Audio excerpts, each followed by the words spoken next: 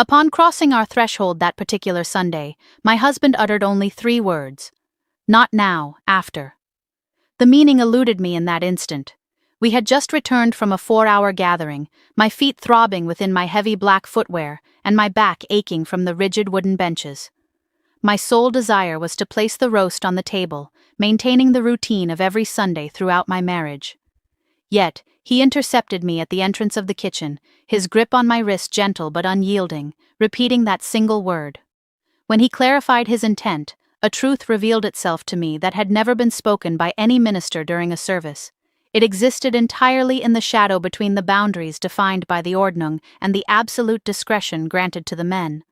Before disclosing what he required of me that afternoon, while my prayer cap was still pinned in place, it is necessary to understand where this journey began. I spent my youth within an Old Order Amish community in Lancaster County, Pennsylvania, and I now give voice to the experiences we were trained to suppress, offering an authentic perspective on plain life from someone who lived it from the inside. For those who grew up in environments where unseen authorities dictated what occurred behind closed doors, reflecting on who held that power can be a profound step. If these reflections resonate, sharing them with others who understand can offer a rare sense of connection. To comprehend that morning, one must look at the rigid structure that dictated our Sundays, a day far removed from the restful Sabbath imagined by the English. Our lives on that day were strictly regulated, with worship gathering every 2 weeks as it rotated among various local homesteads. Without a dedicated church building, we transported the heavy seating from farm to farm using a specialized wagon. Our day began well before 4 in the morning to tend to the livestock, who recognized no holy days. Afterward, we clothed ourselves in our most somber, unadorned garments, the women adjusting immaculate prayer caps and the men donning black vests, before embarking on a silent buggy journey to the designated household. The worship itself persisted for 3 to 4 hours on backless benches, dividing the congregation by gender across the room. No musical instruments accompanied us, only the prolonged, measured melodies drawn from the bund, a hymnal of ancient origin, where a single line could drift so extensively that its beginning was easily forgotten. The sermon centered unceasingly on surrender and compliance, emphasizing Gelassenheit, the complete relinquishment of personal will. The bishop consistently spoke of a wife submitting to her husband, just as the husband submits to the divine authority of the church, instructing us that our physical selves were not our own. Every woman in attendance understood that these lessons did not terminate when the congregation stood to leave. They accompanied us back to our homes, occupying a hidden space that outsiders fail to perceive. The English frequently assume our restrictions are confined to the visible markers like our attire, the horse-drawn carriages, or the untrimmed beards. Beneath that observable Ordnung, however, existed an unspoken code passed silently among the men, granting a husband a level of domestic sovereignty whose boundaries were never defined for the rest of us.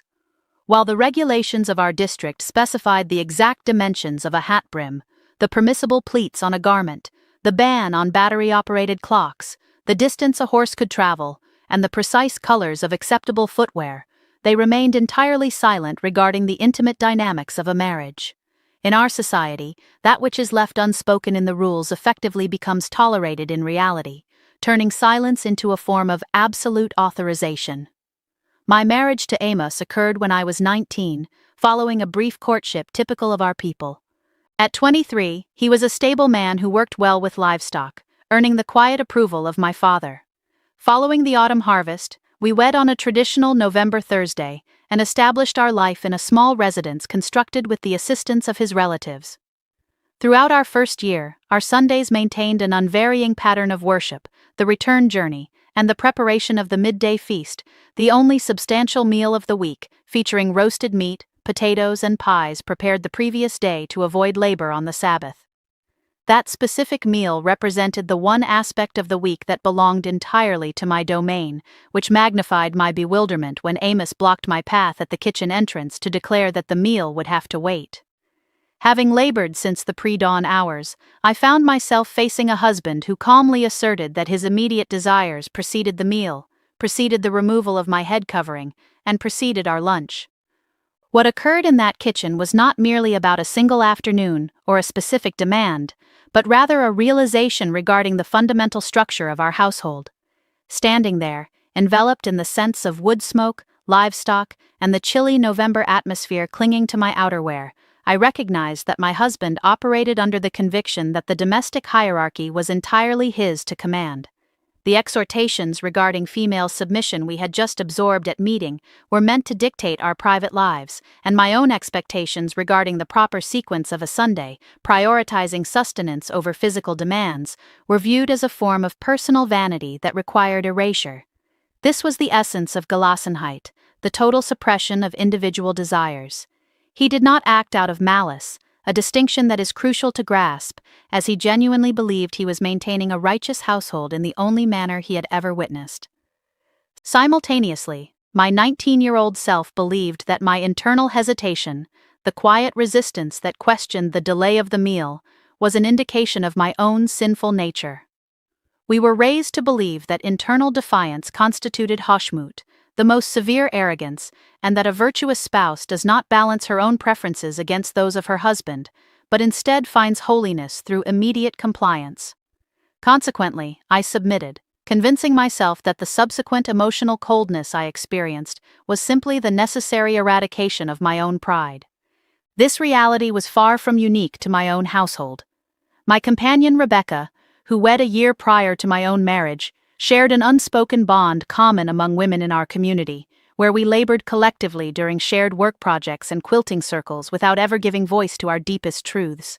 Yet, on a humid afternoon spent preserving tomatoes in her kitchen, surrounded by rising steam, she remarked in a near whisper that her husband likewise maintained specific expectations for their Sundays.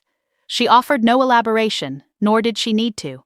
Our eyes simply locked for a lingering moment over the heated cookware before she returned to her tasks.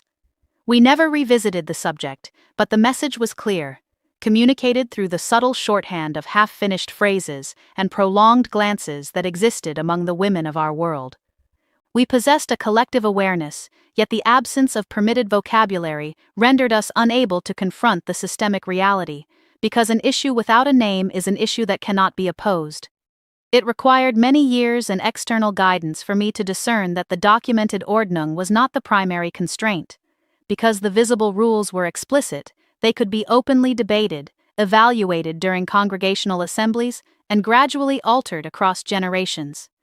In contrast, the unwritten privileges regarding a husband's domestic demands were never formalized, leaving them entirely insulated from scrutiny, since one cannot challenge a regulation that no one acknowledges, nor contest a systemic silence. Years after my departure, a counselor shared a perspective that has remained with me ever since, noting that the most unyielding form of control is that which remains unexpressed, as its very invisibility leaves nothing to dispute. This brought my mind back to that specific kitchen threshold, to Amos uttering his directive, and the complete lack of recourse available when no explicit rule had been articulated. This reflection is not intended to cast Amos as a villain. I have considered his perspective deeply over time, and do not view him as a malicious individual. He was merely a product of the identical silence that shaped my own upbringing, operating under the same inherited paradigms passed down from his father, never once informed that an alternative structure for a marriage or a life could exist. He claimed the authority he was conditioned to believe was rightfully his. The true misfortune lies not in the actions of an individual spouse, but in an entire culture that meticulously regulates the physical dimensions of attire, while leaving the interior existence of a woman entirely subject to male discretion, labeling the entire system as divine law.